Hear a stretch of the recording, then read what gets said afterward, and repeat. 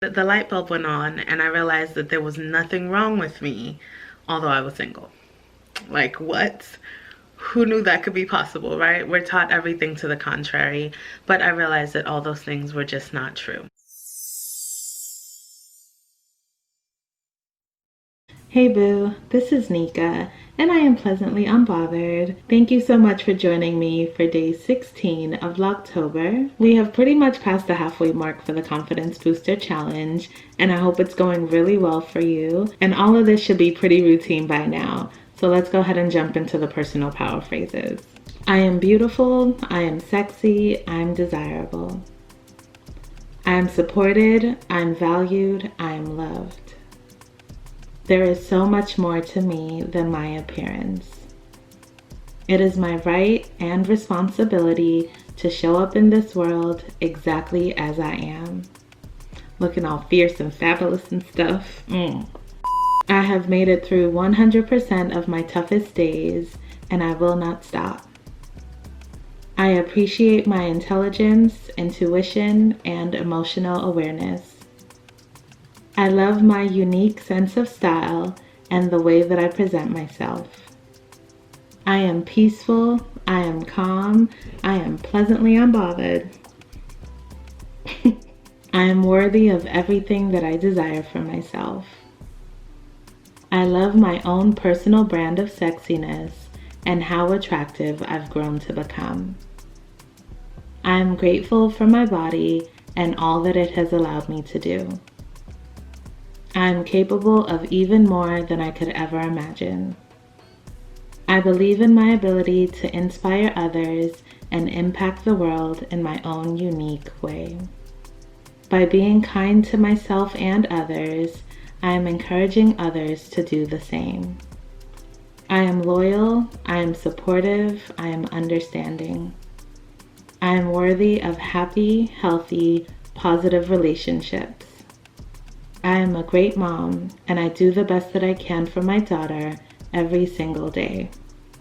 So I do have sort of a series here on YouTube regarding plus size dating and my experiences dating as a plus size lady. In those videos, I talk about some of my failed attempts at finding love and in most cases validation and security and self-confidence and self-esteem, basically that was provided by somebody else through them showing affection for me. I won't get too much into that part of things just because I already did in those other videos. Check it out if you want to, right?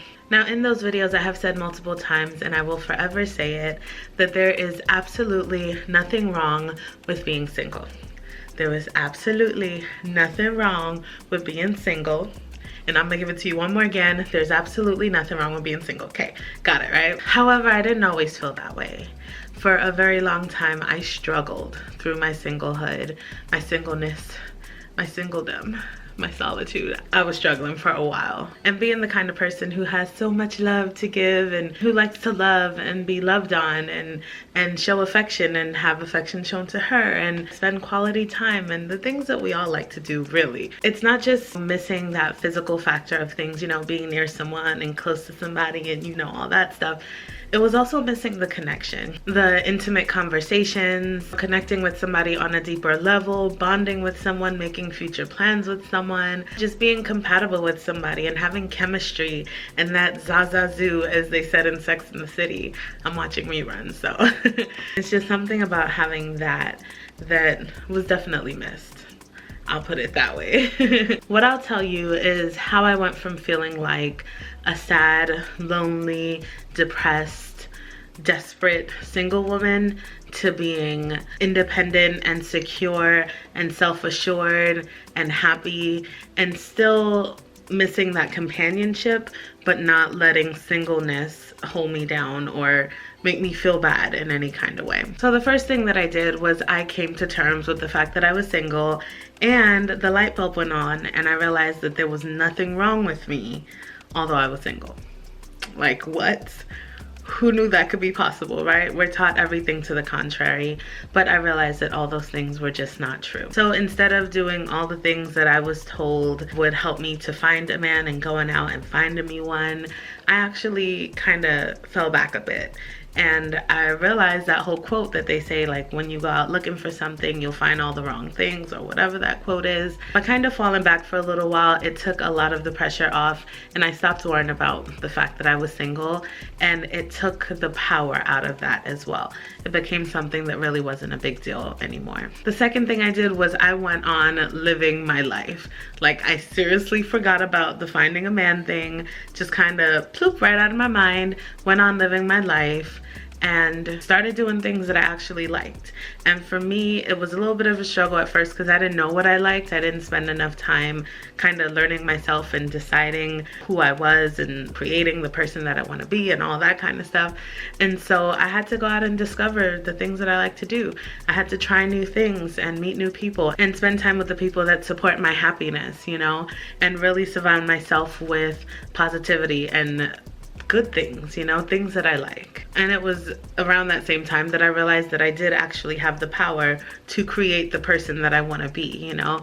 I didn't have to wait to find who I was, because I could make this, like, I could make all this, I could create this. The next thing I did was I started to control the media that I was consuming. So whether it was magazines, you know, the bridal stuff, or Say Yes to the Dress on TV, or the rom-com movies and TV shows that are all about finding love and those people getting together. Ow, ow, ow. Okay, calm down here. And, you know, about those people getting together after all the years of chasing each other, or fate bringing them together, or whatever. I started to control how much of that I saw, so that it wouldn't poison my mind and make me feel like that was as important as they made it seem to be, because it's really not. But they make money by convincing us that it is. So also, I had to be careful about the company that I kept, and I still am careful about the company I keep. The kind of friends that are like, you know, well, maybe if you lost some weight, you'd find someone, even though I didn't ask, right? Or the kind of friends that are like, oh, you'll find him one day, girl. He's out there for you. You know, have you tried online dating? Have you tried this? Have you tried that? Have you tried that? Oh, no, there's nothing wrong with you. Just keep trying, and one day you'll find your husband. And, you know, always reinforcing this idea that you need a husband or a man or a partner or whatever in order to feel complete.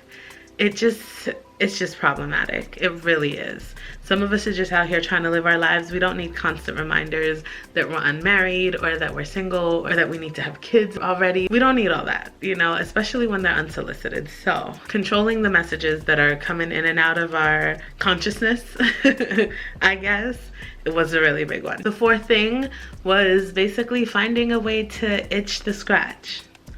So if you are a relative, a close friend, family, anybody, please exit stage, whatever direction that is stage-wise.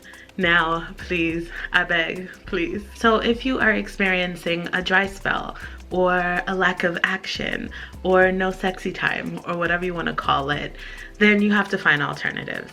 So if you're the friends with benefits kind of person, which is not usually advisable, but hey, if that's you, do you, right? Scratch that itch, girl.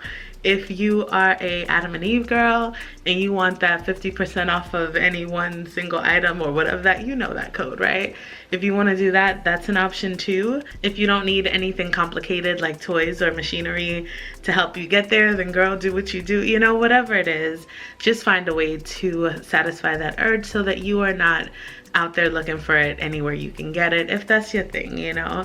Or I guess unless that's your thing. I mean, look, do you? No judgment, right? Also, when I was experiencing other forms of loneliness, I would check in with my other relationships, make sure they were strong, with my bestie, with my mom, with my sisters and friends and whomever else, to make sure that I'm having those connections and able to converse with people and laugh with people and share different moments and things with people, and still had that something special about that. And ultimately, by doing all those things, I pretty much transformed into the best version of myself. You know, I spent the time discovering what I like, what I don't like, what makes me tick, what makes me laugh, what kind of people make me laugh, what kind of person would be able to contribute to my life in some way, what I have to bring to the table, who I am as a solid person, regardless of whether or not there's another person added to my equation. And there's definitely some power in independence, you know, being able to stand completely on my own 2 feet and not need anyone to satisfy me in any kind of way, to pay any bills of mine, to do any of those things, to not need it. It's like, hey, look at you, girl, all living and stuff, all thriving and stuff, all by your lonesome. If we ended up just the 2 of us, I think we'd be all right, because you're not so bad after all. And you know what, honestly, it wasn't even that I couldn't find somebody. I couldn't find somebody that I felt like, what's the word, was on my level, was up to what, my caliber.